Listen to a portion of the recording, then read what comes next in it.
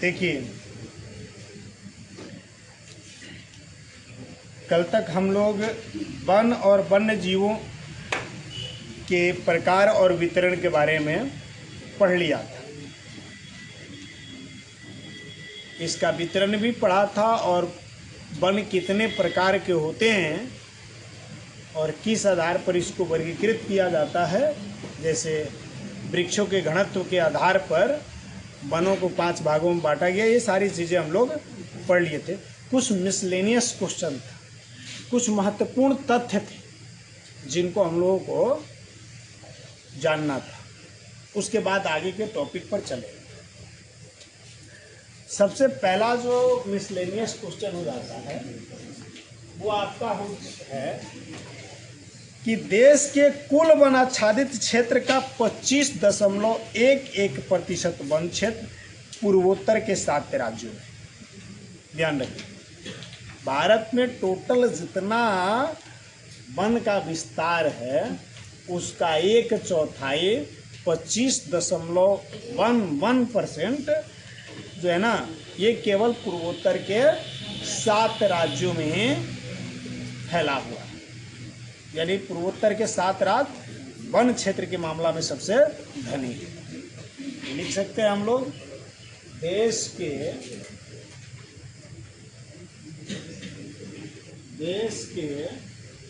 कुल वनाच्छादित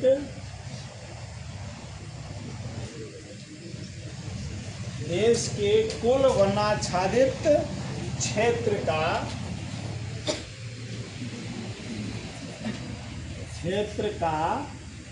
25.11% यानी 1/4 हो गया।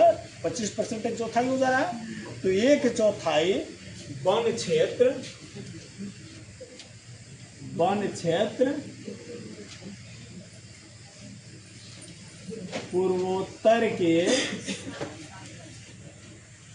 7 राज्यों में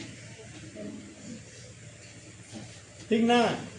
पहला महत्वपूर्ण तथ्य ये हो जाता है कि हमारे टोटल जो वन क्षेत्र हैं उसका 25% अकेला भारत के केवल 7 पूर्वोत्तर राज्यों में। भारत में 188 आदिवासी जिलों में से कुल वन क्षेत्र का 60.11% पाया। भारत में टोटल जितने क्षेत्र हैं, जितने भी जिला हैं, वो में से 188 जिला ऐसा है जो आदिवासियों का है, जिसमें आदिवासी निवास करते हैं। और ये आदिवासी लोगों का जो 188 जिला है, उतने में टोटल वन क्षेत्र के 60.11% यानी कुल 188 आदिवासी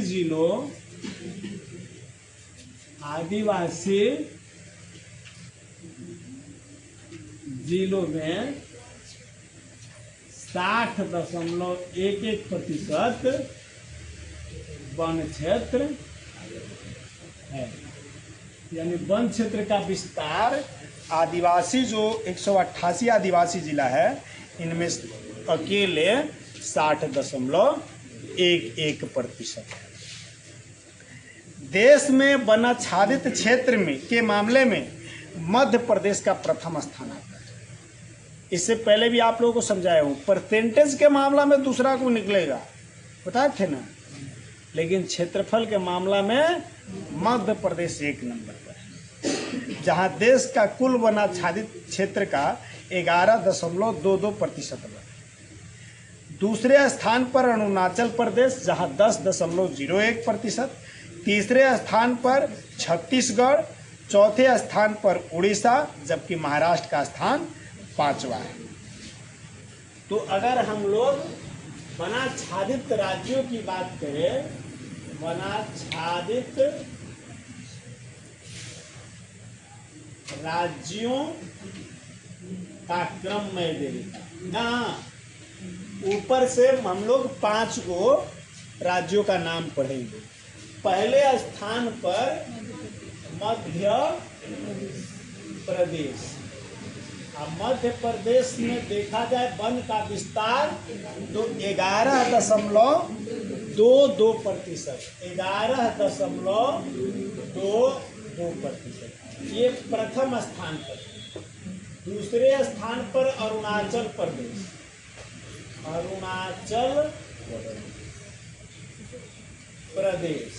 अरुणाचल प्रदेश में 10.01% वन क्षेत्र फैला हुआ है।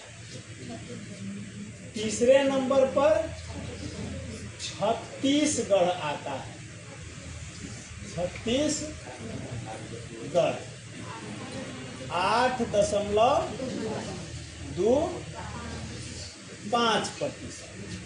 8.25%। तीसरे नंबर पर छत्तीसगढ़। चौथे नंबर पर उड़ीसा। उड़ीसा में वन का विस्तार है 7.18%। और पांचवें नंबर पर महाराष्ट्र आ जाता है 7.01%।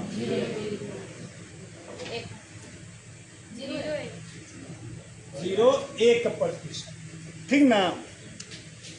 तो ये भारत के टॉप 5 राज्य हैं जहां वन का विस्तार बहुत अधिक है इस क्षेत्रफल के मामला। ठीक ना। संसार में मात्र 3 बिलियन हेक्टेयर में वन रह गया है। ठीक ना। लगभग 800 वर्ष पूर्व से 6 बिलियन हेक्टेयर वनों की कटाई हो चुकी है। ये ध्यान रखना है। लगभग 800 वर्ष में कितने 800 वर्ष पूर्व से 6 बिलियन हेक्टेयर वनों की कटाई हो चुकी है। हाल के वर्षों में वन विकास में भारत चीन के बाद तो दूसरे स्थान पर।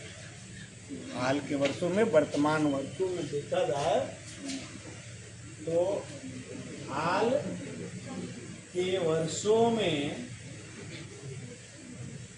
भारत चीन के बाद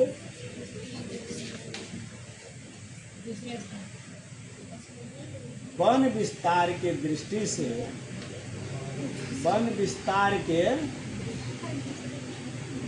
से दूसरे स्थान पर, यानी वन के विकास की बात किया जाए तो भारत में तीव्र गति से वनों का विकास हो रहा है और यह चीन के बाद दूसरे स्थान पर। वही जनसंख्या वाला यह है कि जनसंख्या के मामले में भारत ने चीन को पछाड़ दिया है। एवं मामला में पछाड़ दिया। तो ये कुछ मिसलेनियस क्वेश्चन। हाँ ठीक ना, समझ में आ गए। ये कुछ महत्वपूर्ण तथ्य थे जिसको आप लोग याद रखिएगा। अब आगे चलते हैं। जब सबको पढ़िए लिए थे, अपना बिहारो तो हम लोगों का बाकी था। बिहारों को ढूंढ ही रहा था नज़र हम लोगों का, भेटा गया बिहार आ जाते हैं। तब वहाँ से हम लोग बिहार चलते हैं। बिहार विभाजन के बाद वन विस्तार में बिहार राज्य दयनीय स्थिति में आ गया है। जब 2000 ईस्वी में बिहार का विभाजन झारखंड राज्य के साथ हो गया, तब से बिहार की स्थिति वन विस्तार के दृष्टि से एकदम दयनीय हो गया। क्या कि जो भी बचा खुचा वन क्षेत्र था वो सब झारखंड में चला गया। अब बिहार में बचने वाला कुछ वन रह नहीं गया। वे नीतीश कुमार जी के अथक प्रयासों से और सामाजिक वानिकी कार्यक्रम के माध्यम से सड़कों के किनारे कुछ वृक्ष दिख रहे हैं ना। सड़कों के किनारे कुछ वृक्ष दिख रहे हैं। ये बात है कि उन्होंने बहुत आंकड़े के मामले में नीतीश कुमार जी बहुत अच्छा खेल खेलते हैं। मैं बता रहा हूँ, वो कोशिश करते हैं कि वो हकीकत कुछ भी हो, लोगों के सामने इस तरह का माहौल पैदा करो कि लोगों के लगे हाँ है ये ना। अब बताओ, बिहार में कोई घूमने आएगा तो सड़कों से घूमेगा, खेत खलियान में थोड़े घूमने जाएगा। और सड़कों के किनारे उनको इतना ना वृक्ष दिख जाएगा, कहेगा अरे तो पूरा बिहार हरे भरा ना। तो ये नीतीश कुमार जी का दिमाग है। अब यही से देख लो, आंकड़ा उनसे ज़्यादा कोई नहीं जानता जितना नीतीश कुमार जानता। एक बात मैं कल भी बताया था, बिहार में वनों के दयनीय स्थिति का जिम्मेदार कारक क्या है, तो अधिक से अधिक क्षेत्र में कृषि योग्य भूमि का विस्तार, यानी हमने के अपने सरल भाषा में कह जाओ तो खेतों का विस्तार। इतना न खेती करने जो उपजाऊ मिट्टी हमारे पास है ना, कि इस पर हम लोग कृषि खूब बढ़िया से कर लेते हैं, इसीलिए इस पर वन का विस्तार नहीं कर रहे हैं, ठीक ना। वर्तमान में बिहार में अधिकतर भूमि कृषि योग्य है, ठीक ना। मात्र 6,764.14 हेक्टेयर में वन क्षेत्र बच गया है। अगर बिहार की बात करें तो बिहार में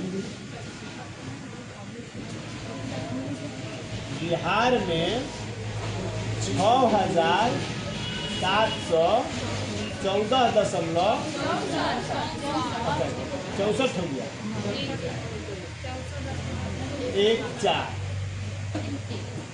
14,000 ना हेक्टेयर, यानी बिहार में 6,764.14 हेक्टेयर भूमि पर वन का विस्तार है। यह भौगोलिक क्षेत्र का मात्र 7.1%, भौगोलिक क्षेत्र का 7.1%, ठीक ना। अब देखो, कंफ्यूजन मत हो जाना कि 7.1 है, एक अत्यंत कहते हैं कि दयनीय स्थिति में, अगर 7.01 है तो एक करे कि टॉप में ले 5वां नंबर ना। ये आंकड़ा समझ में आया? नहीं समझ में आया सर? देखो बताते, ये जो आंकड़ा हम दिया गया है 7.01, ये टोटल भारत में जितना वन है ना, ओकर 7.01%। ये कह रहे कि बिहार में जितना भूमि है ना, ओकर 7.1% पर वन का विस्तार है। बात समझ में आ गई? आगे नहीं समझ में? बिहार के 38 जिलों में से 17 जिलों से वन क्षेत्र समाप्त हो गया है। याद रखेंगे, बिहार के 38 जिलों में से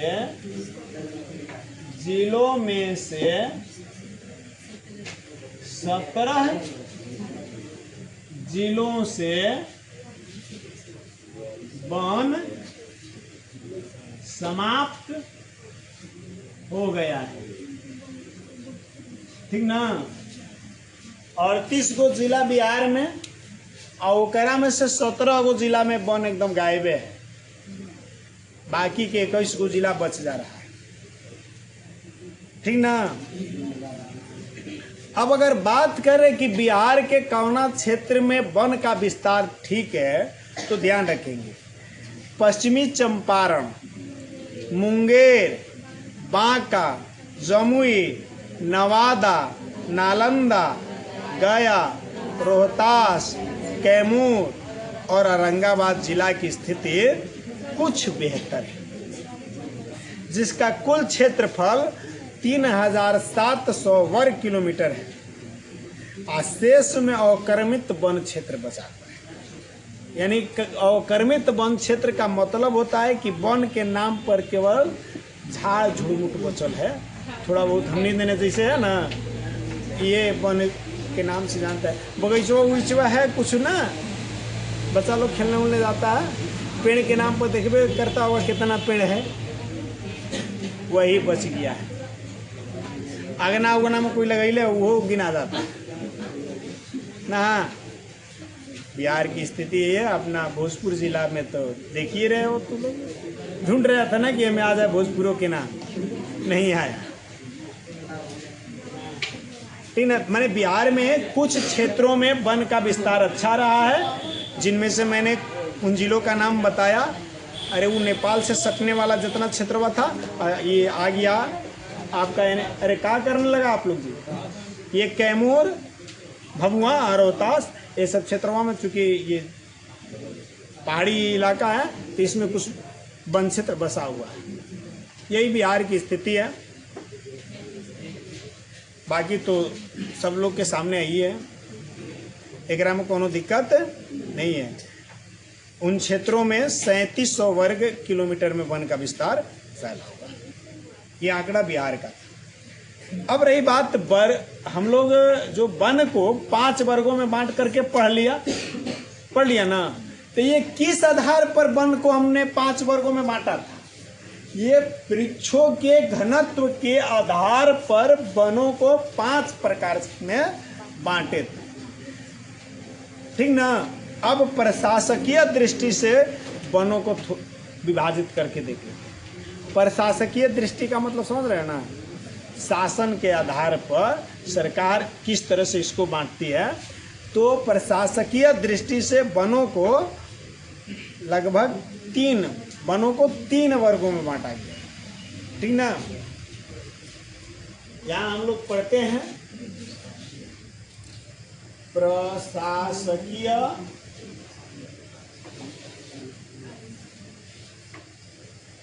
दृष्टि से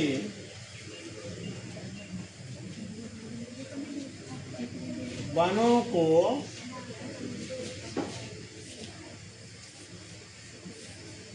तीन वर्गों में बांटा गया है। ठीक ना। कितने भागों में बांटा गया है?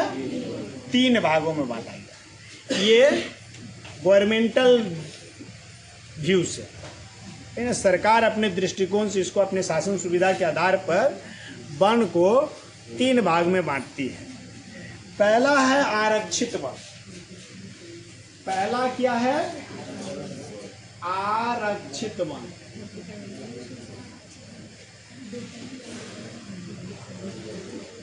यानी रिजर्व्ड वन। ठीक ना। इसको रिजर्व फॉरेस्ट के नाम से जाना जाता है। आरक्षित वन या रिजर्व फॉरेस्ट के नाम से जाना जाता है। जो वन जलवायु के दृष्टि से महत्वपूर्ण होते हैं उनको आरक्षित वन कहा जाता है। अब जलवायु और के दृष्टिकोण से, पर्यावरणीय दृष्टिकोण से, क्योंकि पर्यावरणीय दृष्टिकोण से तो सब जरूरी है, लेकिन जलवायु को ध्यान में रख करके वन का होना बहुत ज़रूरी है उस क्षेत्र में। अर्थात तो वहाँ की क्लाइमेट, वहाँ की जलवायु बदल जाएगी, तो इस कारण से वो जरूरी है, उस वन को बचाना ज़रूरी है। तो वैसे वनों को आरक्षित वन के नाम से जाना जाता है। इसमें न तो आप लकड़ियाँ ही काट सकते हैं और न ही पशुचारण कर सकते हैं। जो रिजर्व फॉरेस्ट घोषित हो जाता है, जो आरक्षित वन घोषित हो जाता है, इसमें लकड़ी काटने की भी मनाही हो जाती है और पशुओं के चारण पर भी प्रतिबंध लगा दिया है। ठीक ना। याद रखेंगे, लकड़ी काटने एवं पशुचारण पर प्रतिबंध। न तो आपको ईंधन के लिए लकड़ी काटने दिया जाएगा, न आपको उस क्षेत्र में अपने पशुओं को चराने की अनुमति मिलेगी। जो रिजर्व फॉरेस्ट घोषित हो जाएगा, आरक्षित वन घोषित हो जाएगा, उसमें आप लोग ऐसा नहीं कर सकते। बाढ़ नियंत्रण, भूमि संरक्षण, मरुस्थल का प्रसार को रोकने तथा जलवायु नियमित रहने हेतु इसकी आवश्यकता हो। इन वनों की आवश्यकता तो जानते हैं, ये याद रहने वाली चीज़ें, ये सब लिखने वाला टॉपिक नहीं है। वन किन किन क्षेत्रों में हमारा ऐसे वन को किन किन कारणों से महत्वपूर्ण मान लिया जाता है? यह बाढ़ रोकने में हमारी मदद करता है, ठीक ना। दूसरा, मरुस्थल के प्रसार को भी रोकता है, भूमि के संरक्षण को भी बचाता है, भूमि का संरक्षण करता है, भूमि के कटने से रोकता है और जलवायु को नियमित रखता है। तो इन 4 कारणों से इस वन को अति महत्वपूर्ण माना जाता है और इसीलिए इसको आरक्षित वन घोषित कर दिया जाता है। वन एवं वन जीवों के संरक्षण के लिए आरक्षित वनों को सबसे अधिक मूल्यवान माना जाता है और वन के लिए यानी लकड़ियों के दृष्टिकोण से और वन्य जीवों के दृष्टिकोण से जो 3 प्रकार के वन हुए प्रशासकीय दृष्टि से, इनमें सबसे महत्वपूर्ण वन आरक्षित वन को ही माना जाता है। इसीलिए तो इसको रिजर्व किया गया। जब अति महत्वपूर्ण था तब ही ना, जो चीज़ हमारे लिए ज़्यादा इम्पोर्टेंट होता है उसी को हम छुपाकर उसी को बचा कर रखते हैं। जो कम इम्पोर्टेंट होता है उस पर उतना हम ध्यान नहीं देते, है कि ना। जैसे अभी आप लोग पढ़ रहे हो, आप लोगों का डॉक्यूमेंट जो होगा वो आपके लिए बहुत ज़रूरी है, तो आप उसको रुपए पैसे से भी ज़्यादा सुरक्षित रखो, है कि ना। तो जो चीज़ हमारे लिए सबसे ज़्यादा महत्वपूर्ण हो उसको ज़्यादा सुरक्षित रहते हैं।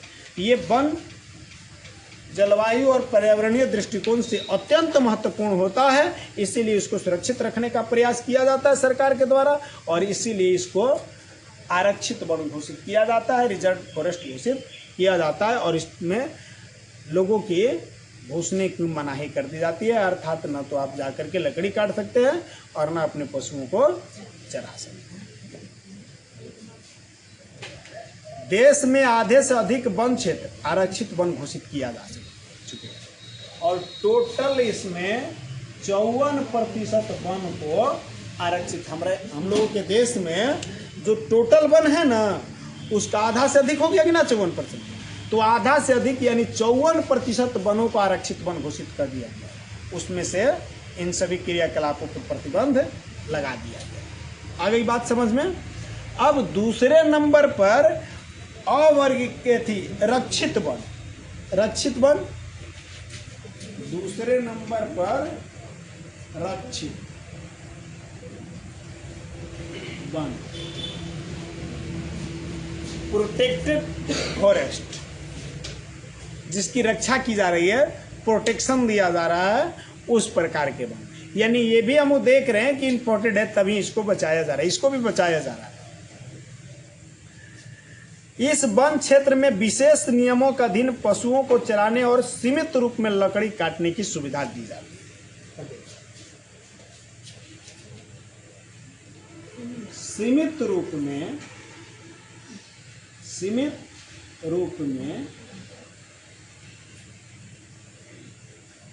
विशेष नियम के अधीन सीमित रूप से लकड़ी काटने की छूट और विशेष नियम का धन पशु चार। अब आप लोग सोच रहे हैं कि क्या हो गया। लकड़ी काटने का छूट, जैसे आप जाइए और जो सूखी टहनियाँ हैं उनको आप ढूंढ करके तोड़कर ईंधन के रूप में प्रयोग कर सकते हैं। इस तरह से लकड़ी तोड़ने का और काटने का अधिकार होता है। सूखे हुए वृक्ष को काट सकते हैं। और पशु चारण के लिए आपके साल भर के जो कुछ महीने होते हैं जिसमें पौधे का अंकुरण होने लगता है, नए नए बीजों का अंकुरण होने लगता है, वृक्षों के कोपल निकलने लगते हैं, तो उस टाइम में पशुचारण मनाही हो जाएगा। आप पशु को अब जंगल के अंदर नहीं लेना है। और बाकी के जब ये पौधे थोड़े बड़े हो जाते हैं तो फिर पशु को ले जाने का छूट दिया जाता है और विशेष क्षेत्रों में देख करके आपको पशुओं को ले जाना होता है ताकि पौधों को किसी प्रकार का नुकसान न पहुंचे। अब जैसे ये मौसम है, ये मौसम में सारे पौधे अब निकलना शुरू करेंगे, तो इस टाइम में पशुओं को जाने से मना कर दिया जाए, इसलिए कि पशुओं के खुर से नए उदित पौधे कट जाएंगे, बर्बाद हो जाएंगे, इसीलिए मना कर दिया। ठीक ना। तो कुछ सीमित रूप में लकड़ी भी काटने का अधिकार मिल जाता है और विशेष नियम का अधीन पशु भी चरा सकते हैं, लेकिन ना तो पूरी तरह से आप प्रतिबंधित है और ना पूरी तरह से स्वतंत्र है। ठीक ना। तो इसीलिए इसको रक्षित वन के नाम से जाना जाता है। वनों के अत्यधिक नष्ट होने से बचाने के लिए इसकी सुरक्षा की जाती है और इस वन को अधिक नष्ट होने से बचाने के लिए इसकी सुरक्षा की जाती है। आप लोग सुन लो होगा कि लोग फॉरेस्ट गार्ड की वैकेंसी में भर्ती होते हैं ना, फॉरेस्ट गार्ड में। अभी हमारा मित्र हुआ है 2019-20 में, उसका जॉब हुआ था, पिंटू कुमार नाम है, फॉरेस्ट गार्ड में वो गया। 2 आदमी गया है हमारा मित्र जो साथ में बीएड कर रहे हैं। नहीं, जो साथ में हमारा बीएड कर रहे हैं वो लोग, एक फॉरेस्ट गार्ड में एसआई के पोस्ट पर है और एक हवलदार के पोस्ट पर है। चलिए देखिए, तो ये सब भर्ती किया जाता है वन की सुरक्षा के लिए और वन्य जीवों के सुरक्षा के लिए। इसकी सुरक्षा इसको किस रूप से है ना, सरकार के द्वारा दी जाती है, गवर्नमेंट के द्वारा दी जाती है। वन विभाग के अनुसार कुल वन क्षेत्र का लगभग 1/3 हिस्सा यानी 29% हिस्सा रक्षित वन, 29% हिस्सा रक्षित वन। तो आप देखिए रहे हैं 54, 29, 83% हो गया, बाकी बच गया 17%। इसको अवर्गीकृत वन के अंतर्गत रखा जाता है। ठीक ना, अवर्गीकृत।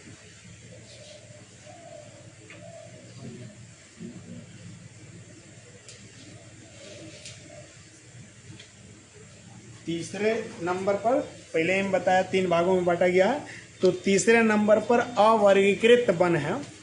शेष सभी प्रकार के वन और बंजर भूमि जो सरकार, व्यक्तियों, समुदायों के स्वामित्व में होते हैं, स्वतंत्र एवं अवर्गीकृत वन के अंतर्गत रखा जाता है। इसको स्वतंत्र कहा जाए या अवर्गीकृत वन कहा जाता है। अर्थात इसमें आप पशुचारण भी कर सकते हैं, इसमें से लकड़ियां भी काट सकते हैं। लेकिन अभी लकड़ी काटने का मतलब ये नहीं कि हरे वृक्षों को काट सकते हैं। इस प्रकार से वनों में लकड़ी काटने और पशुओं को चराने पर सरकार की ओर से कोई प्रतिबंध नहीं होता है। सरकार इसके लिए शुल्क लेती है। जब आपको वृक्ष काटना हो या पशुचारण हो, इसके लिए शुल्क लेती है। कुल वन क्षेत्र का 17% वन क्षेत्र अवर्गीकृत है। तो जोड़ के पहले ही निकाल चुके थे हम लोग कि शेष बच गया कितना, 17%, तो 17% क्षेत्र अवर्गीकृत। बात समझ में आ गई। तो हम लोग वनों के प्रकार को समझ लिया। चित्र लंबा है।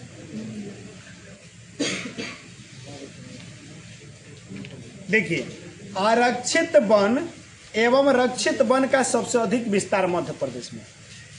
आरक्षित वन, आरक्षित वन, ये दोनों का सर्वाधिक अगर विकास देखा जाए, सर्वाधिक विस्तार, तो इसका सर्वाधिक विस्तार एमपी में यानी मध्य प्रदेश। ठीक ना। आरक्षित और रक्षित वन का सबसे अधिक विस्तार, अगर प्रश्न आ जाए कि रक्षित वन का विस्तार भारत के किस राज्य में सबसे अधिक है, तो मध्य प्रदेश। और अगर आरक्षित वन का भी पूछ दे तो भी मध्य प्रदेश, जहां कुल वन क्षेत्र का 75% है। कुल वन क्षेत्र का 75% इसके अंतर्गत आता है। बाकी के 25% है में आ जाएगा। इसके अतिरिक्त जम्मू कश्मीर, आंध्र प्रदेश, उत्तराखंड, केरल, तमिलनाडु, पश्चिम बंगाल और महाराष्ट्र में भी कुल वनों का एक बड़ा अनुपात आरक्षित वनों का। ठीक ना। आरक्षित वन का विस्तार मध्य प्रदेश को छोड़कर के जम्मू कश्मीर, आंध्र प्रदेश, उत्तराखंड, केरल, तमिलनाडु, पश्चिम बंगाल और महाराष्ट्र। जबकि बिहार, हरियाणा, पंजाब, हिमाचल प्रदेश, उड़ीसा और राजस्थान में कुल वनों में रक्षित वनों का एक बड़ा अनुपात है। रक्षित वन कहाँ कहाँ है? तो बिहार में, हरियाणा में, पंजाब में, हिमाचल प्रदेश में, उड़ीसा में और राजस्थान। पूर्वोत्तर के सभी राज्यों में, पूर्वोत्तर का जो सभी राज्य हो गया ना, और गुजरात में अधिकतर वन क्षेत्र अवर्गीकृत है। पूर्वोत्तर के सभी राज्य और इस क्षेत्र अवर्गीकृत। अब देखो पूर्वोत्तर के राज्य वाला के सोच रहा होगा कि लोग कि वह ज्यादा सघन वन था, ओकरा के आरक्षित काहे कर दिया। तो वहाँ केवल आदिवासी लोग हैं, उनका जीवन यापन जंगलवे में है। आप ओकरा के जंगलवा में जाने से रोक कैसे दीजिए? ये उनका राइट है, ये उनका अधिकार है, उनको रोक नहीं सकते। इसीलिए वो वन रक्षित अनारक्षित वन है समझो तो। लेकिन हाँ, एक बात ध्यान रखने वाली है कि उसके लिए सरकार को इसलिए कानून नहीं बनानी पड़ती है, वो खुद वन को नुकसान नहीं पहुंचाते। ये उनका घर है, वो अपने घर को नुकसान काहे पहुंचाएंगे? आप नियम बंध लें, एक बाद तस्करी आपके यहाँ हो रहा है, और वो लोग विदाउट नियम के, बिना नियम के, उसका अपनी श्रद्धा के साथ, अपने संस्कृति और अपने सभ्यता के कारण वो अपना इस तरह का स्ट्रक्चर बना लिया है कि वन का विनाश करते ही नहीं।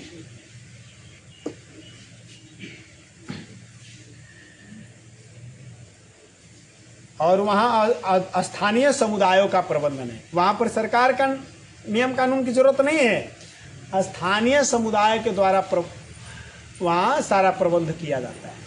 उस वन का भी कैसे विकास होगा, उसको कैसे रखा जाएगा, और में से काट के या काट ढूंढ के लाना है हम लोगों को, सब वे लोग देखभाल करता है। और इस कारण से वहाँ के वनों को किसी भी प्रकार का नुकसान वहाँ का स्थानीय लोगों से नहीं। समझ में आ गई ये बात है? आज चूँकि लेट हम लोग क्लास चालू किए थे। हाँ नहीं, अब कल से ठीक चलेगा। आप तो आज थोड़ा सा लाइट उठ के कारण बोल